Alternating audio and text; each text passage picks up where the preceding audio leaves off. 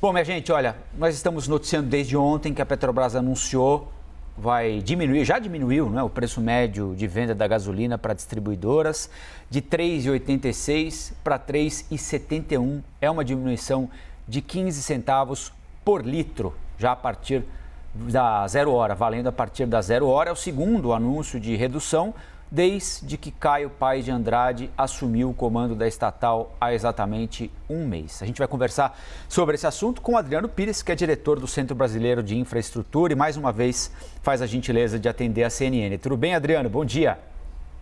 Tudo bem, é um prazer estar com você na CNN. Adriano, dois anúncios de redução desde a posse do novo presidente. Ele foi bafejado pelos astros, pela sorte, ou há algo de diferente acontecendo na gestão dele? Eu acho que ele foi bafejado pelos astros, ou pela sorte, né? Porque na realidade o que está acontecendo, né, Rafael, é que o preço do barril no mercado internacional está caindo. Né? E está caindo por quê? Porque você está aí anunciando uma recessão econômica. A inflação está alta no mundo inteiro e o Banco Central americano está elevando o juro. Quando você eleva juro, você reduz preços dos commodities, né? Inclusive do petróleo. Então, o preço da gasolina não está caindo só no Brasil, está caindo no mundo inteiro, nos Estados Unidos, na Europa, né? E é função, então, desse anúncio de uma recessão. Tem gente que acha que a recessão vai ser mais dura, outra que vai ser mais leve, mas enfim. Mas toda essa expectativa de recessão e aumento de juros está fazendo com que o preço do barril está caindo.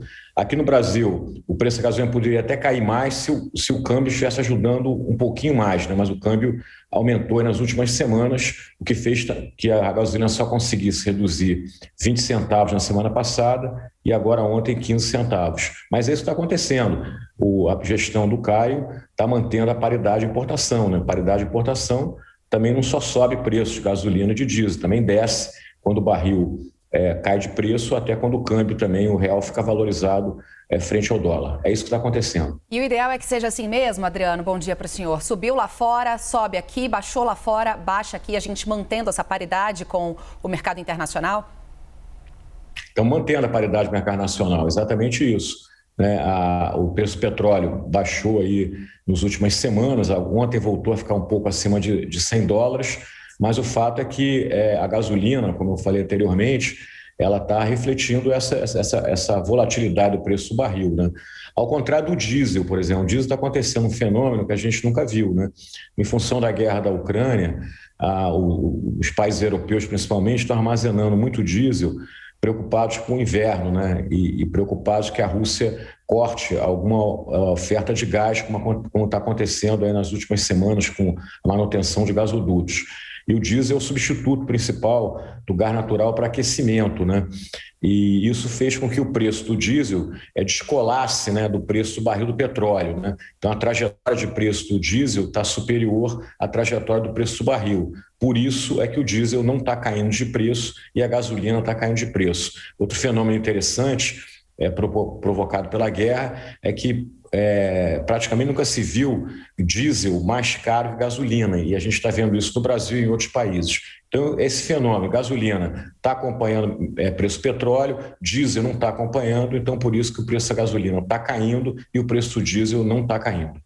Agora, num cenário tão incerto, né, Adriano, aparentemente, pelo menos, você acha possível falar em tendência de manutenção da queda da gasolina para as próximas semanas, eventualmente até para os próximos meses e para o diesel também, desse mesmo panorama que você indicou, ou não dá para prever muita coisa? Rafael, eu acho que o que a gente está vendo hoje é que realmente essa expectativa de recessão ela tá vindo, né? E a gente imagina que os Estados Unidos ainda suba mais esse juro. Então, do ponto de vista macroeconômico, a gente está vendo uma trajetória do barril não subindo, né?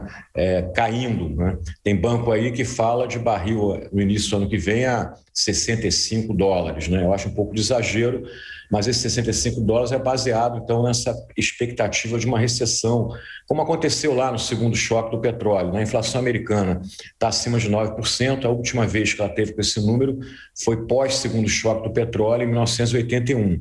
Então, por esse lado, a gente está vendo uma queda do preço do barril. Mas a gente tem uma guerra, né? E a gente não está vendo ainda luz no fim do túnel da guerra. Então, qualquer movimento na guerra do Putin, que corte gás, que corte petróleo, independente do aumento dos juros, pode fazer com que o preço volte a subir. Então, a gasolina, ela está nessa expectativa de acompanhar preço de barril, ele suba ou ele desça. Agora, o diesel, ele está muito volátil, né? Vai depender muito de como é que a gente vai ver esse inverno, como é que vai ser essa evolução de guerra. Outro evento importante é a questão da capacidade de refino, né? As refinarias no mundo estão praticamente atuando em plena capacidade, né? Em função aí dos ambientalistas, você praticamente não teve investimento em refino no Ocidente nos últimos anos. Todo investimento em refino está acontecendo ou aconteceu na Ásia. Então, também essa dificuldade de capacidade de refino também pode fazer com que a gente não tenha uma redução tão significativa da gasolina e do próprio diesel. Enfim, está difícil de prever, mas me parece que a trajetória hoje do petróleo não é ascendente, porque o que está prevalecendo hoje nas análises é essa expectativa de recessão mundial. Adriano, voltando a falar da guerra em si, a gente lembra, né, que em fevereiro, janeiro, quando esse conflito começou lá na Europa, as previsões eram quase apocalípticas com relação ao preço do combustível no mercado mundial. E agora a gente já começa a ver o preço do barril do petróleo baixando. Com o que a gente deve ficar atento caso a guerra se estenda ainda por mais alguns meses, como é a previsão, né? Até agora nem sinal de arrefecimento. Eu estou preocupado o seguinte, eu acho que a guerra, né, vocês lembram, começou em fevereiro desse ano, que já era fim de inverno. Agora a Europa pode ter que passar o inverno todo com guerra, e aí vai ser muito difícil para o continente europeu, dado que praticamente 50% do gás natural que a Europa consome vem da Rússia. Qualquer tipo de corte, né, de gás russo vai provocar um problema socioeconômico muito grave na Europa, né? Vocês viram que essa semana a presidente da União Europeia ela propôs um corte de 15% no consumo de gás para os países europeus de agosto até março do ano que vem. Ou seja, ela está já prevendo dificuldades, né, na oferta de gás para enfrentar o inverno. E isso, então, eu acho que a gente tem que olhar. Diesel, acho diesel preocupante, gasolina é menos preocupante, em função aí dos juros subindo. Acho que os juros vão continuar subindo. Agora, realmente, eu estou também prevendo, assim, ou achando, né, que o início da guerra pode levar as pessoas sentarem na mesa, nos países, a Rússia, a Europa, os Estados Unidos, para decidir algum acordo, né? Porque, volto a repetir, inverno, se for muito rigoroso, lembra, esse ano os países europeus queriam estocar gás, mas veio um verão muito forte, temperaturas muito elevadas, não conseguiram estocar. Então, talvez o inverno, se vier rigoroso, vai ser uma razão muito importante para todo mundo sentar na mesa e tentar achar uma solução para essa guerra. Adriano Pires, diretor do Centro Brasileiro de Infraestrutura. Adriano, mais uma vez, muito obrigado. Boa sexta-feira, até a próxima.